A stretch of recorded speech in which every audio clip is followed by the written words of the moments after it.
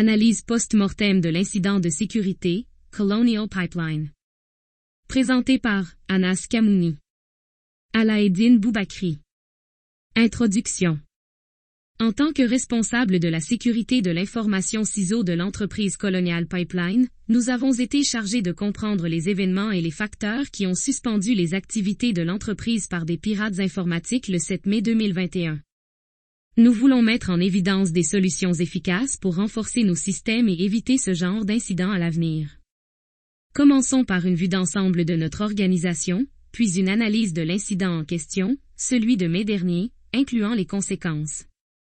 Et enfin nous proposerons des correctifs qui pourront maintenir un niveau de sécurité élevé qui n'affectera pas la ligne d'affaires de Colonial Pipeline. Présentation de l'entreprise, Colonial Pipeline.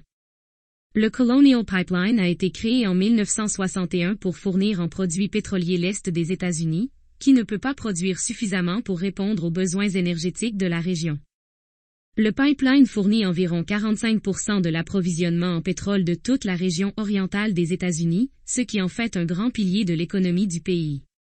Depuis sa création, l'entreprise a été perturbée par plusieurs événements, mais le 7 mai 2021, elle a été directement et volontairement ciblée par une organisation malveillante, entraînant une crise nationale.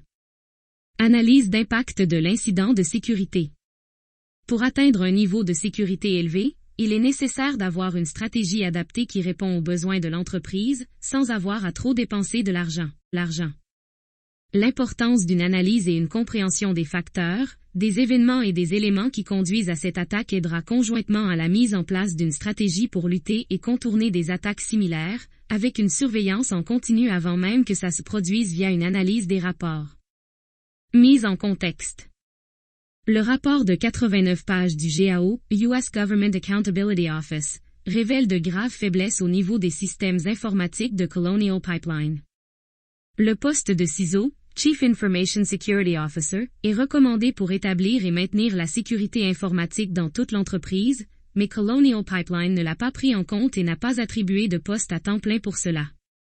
Des mesures ont été prises pour rétablir une sécurité informatique à un niveau acceptable, mais les augmentations de dépenses dans la technologie de l'information de 50% étaient principalement pour des recommandations et d'évaluation de la gestion de risques.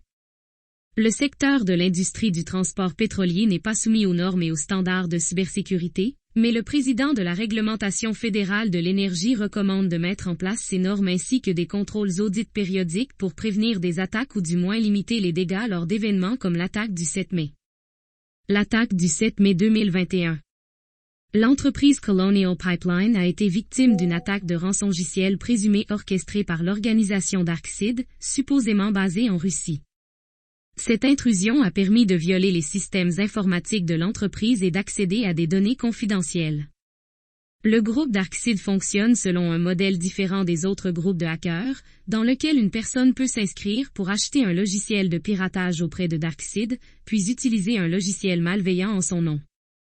Les pirates ont exploité un mot de passe compromis pour un compte VPN pour accéder au réseau corporatif. Les hackers peuvent se connecter à distance au système de l'entreprise, en l'absence du mécanisme d'authentification à double facteur pour se connecter au VPN. Au début de l'attaque, environ 5000 employés ont vu leurs données personnelles compromises, et plus de 100 gigaoctets de données d'entreprises privées ont été volées. Le PDG de la société a décidé d'arrêter leur service de livraison de pétrole sans savoir qui étaient les attaquants ni leur motivation et s'ils décideraient d'attaquer d'autres grands systèmes. Suite à l'attaque, Colonial Pipeline a versé une rançon de 75 bitcoins aux pirates en échange de la clé de déchiffrement, bien que certains fonds aient été récupérés ultérieurement par les forces de l'ordre. Le FBI a été informé quelques heures plus tard après la découverte de l'attaque. Après un mois de l'attaque, le ministère américain de la Justice avait récupéré plus de 2,3 millions de dollars du montant initial. Impact sur les actifs de l'organisation. Les conséquences de l'attaque contre Colonial Pipeline ont été graves et ont eu un impact significatif sur l'approvisionnement en carburant dans plusieurs États de l'Est des États-Unis.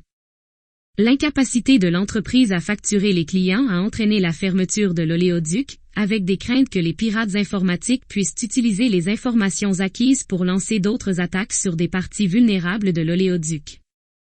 Cette situation a entraîné des pénuries de carburant dans les stations-service, avec plusieurs États signalant des pénuries, notamment l'Alabama, la Floride, la Géorgie, la Caroline du Nord et la Caroline du Sud au sud de la Virginie ont été les plus touchées, avec des stations-service signalant une rupture de stock de carburant. Le président Joe Biden a dû prendre des mesures particulières pour acheminer le pétrole par mode auxiliaire vers certains endroits du territoire. Un rapport confidentiel préparé par le DHS, Department of Energy and Homeland Security, a rapporté que si la panne était prolongée de 3 à 5 jours, la panne de certains services essentiels comme les transports serait affectée. L'incident a semé la panique générale parmi la population, et plusieurs personnes ont commencé à faire des achats paniques, ce qui a aggravé la situation. Les conséquences économiques de l'attaque ont également été significatives, car l'approvisionnement en carburant est un élément critique de l'infrastructure nationale.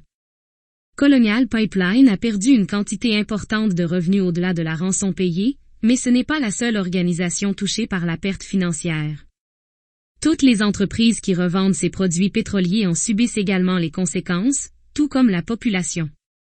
En conséquence, un recours collectif a été déposé contre Colonial Pipeline devant un tribunal fédéral américain. Cet incident a également révélé que les entreprises doivent être mieux préparées à répondre à de telles attaques et qu'elles doivent disposer de plans de réponse efficaces pour minimiser les perturbations. Le paiement de la rançon par Colonial Pipeline a également soulevé des inquiétudes quant à l'incitation des cybercriminels à perpétrer d'autres attaques de rançongiciel.